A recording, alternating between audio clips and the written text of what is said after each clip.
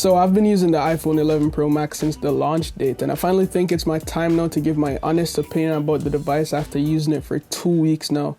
So far I love it, especially since I was coming from an iPhone SE.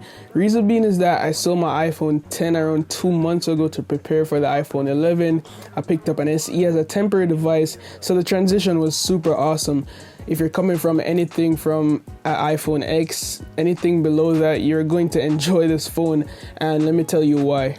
Firstly, I just want to say how good this battery is on the iPhone 11 Pro Max. It's to the moon and back. That's how good this battery is. To be honest, me and my cousin are in like this battery fever because that's all we've been talking about since getting the new phone. He's coming from the iPhone 7 Plus, and almost every time we meet after a long day at work or just spending the entire day out, we always end up checking to see who has the most battery life. I don't know why, but of course it's always me since he has the iPhone 11. So after a full day use, I'm normally left with over 40% remaining. And remind you, I'm using data, Bluetooth, Wi-Fi. I'm also killing it in Mario Kart because I need to have my Apple Watch connected, my AirPods connected. I'm transiting to work, so I'm always like using my device with the GPS and everything. So when I'm saying I'm using the device, I'm definitely using it. Another great thing about the 11 Pro Max is the included 18-watt power adapter in the box to get my juice back up real fast. No more 5-watt charger nonsense. The 18-watt charges my drain 11 Pro Max halfway in about half an hour, but unfortunately that's where the battery fun ends for my cousin because the iPhone 11s only get the standard 5-watt charger included in the box, so I'd have to pay to win, meaning that he still could charge his phone with the 18-watt, but it doesn't come in the box, so he has to buy another one just to enjoy the fun of fast charging, which sucks.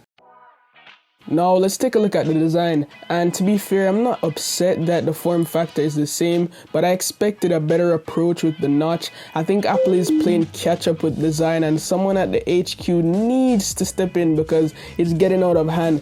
Don't get me wrong, the matte glass finish on the back is beautiful and it's much less prone to smudges and fingerprints, and it feels like an upgrade, but the rest of the design is very similar to what we've seen from Apple in recent years. The notch remains the same, the sides are curving stainless steel, and the bottom of the phone houses a lightning connector and 2 speaker grills. The main new design element is the hot topic, and that's the cameras. It's very memeable, we all know, because of the 3 cameras at the back right here. We all know the jokes. It looks like a stove, this and that. And yeah, that's the only design change I've seen so far that is like a major design change. And to be fair, I kind of got already used to the camera looking stoves at the back of the device, which is probably a good thing and also a bad thing because we get too used to everything that Apple does, which we don't like. Now, aside from the camera, the iPhone 11 Pro Max screen is one of the main selling points for this device. Even though it's not a Pro screen due to the fact that it doesn't have a Pro motion display, I can tell you the screen is gorgeous. What you're getting is a 6.5 inch of screen real estate with an OLED panel that's once again been refined by Apple.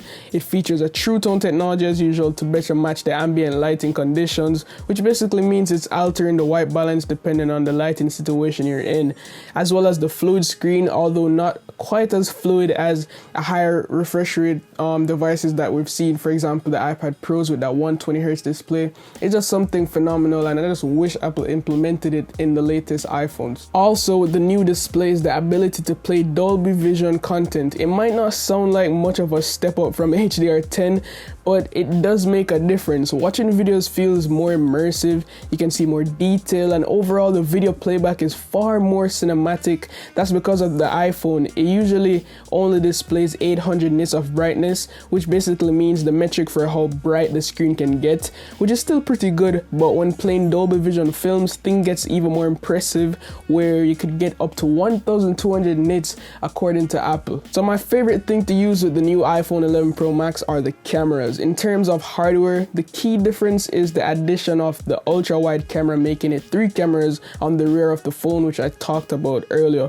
So on the back we have a normal wide angle lens, a telephoto lens, and a new ultra wide one. The telephoto option zooms in 2 times closer to your subject, and the ultra wide angle lens enables you to cram twice as much of the scene in front of you into the frame.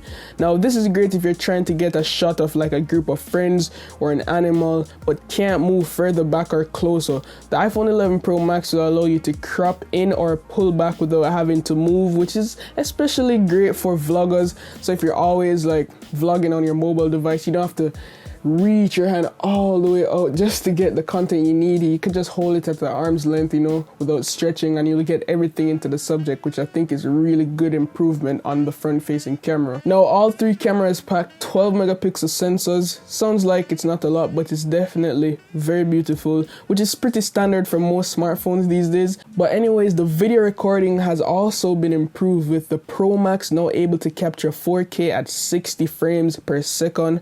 This means you're getting smoother footage thanks to the more information being captured. But enough of my talking here. Here's some pictures and videos I took with the iPhone 11 Pro Max, and let me know what you think down below.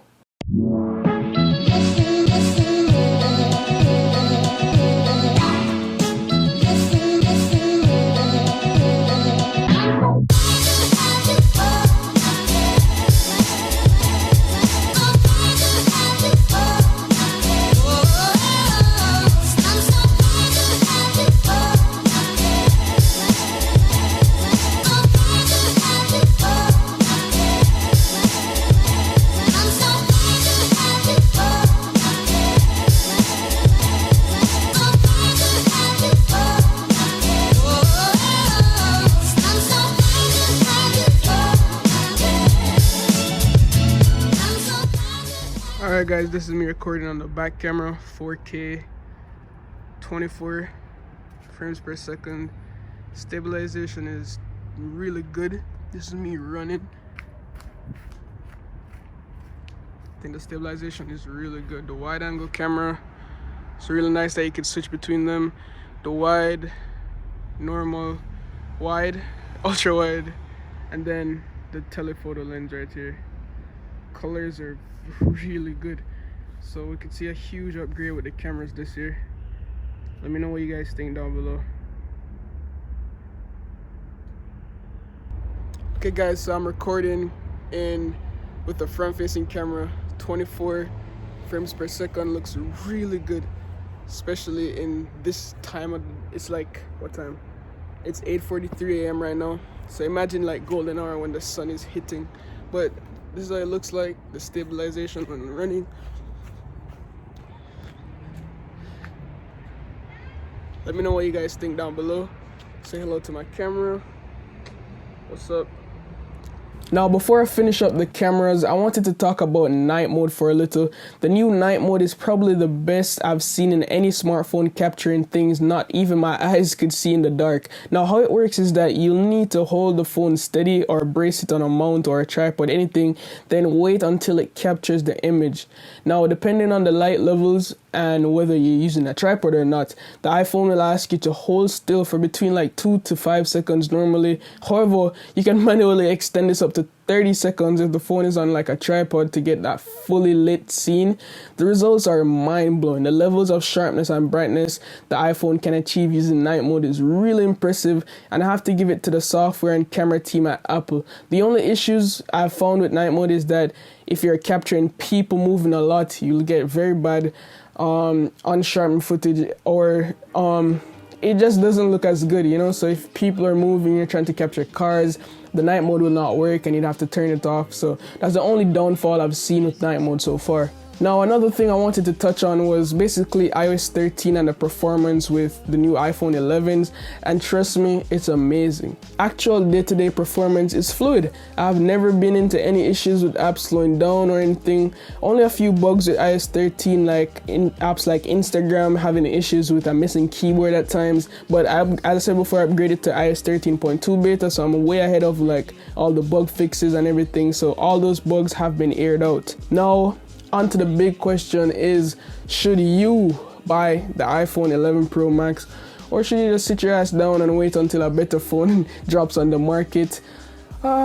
let's see. So as mentioned earlier, I think if you have any device below the iPhone 10, this is a worthy upgrade. You know, Apple missed a lot of opportunities with the Pro name on the device. Hopefully next year we'll get an actual Pro feature for the phone. But for now, this is the best iPhone has to offer and the best camera on the market. If you're already in the iPhone ecosystem, you will not regret this buy.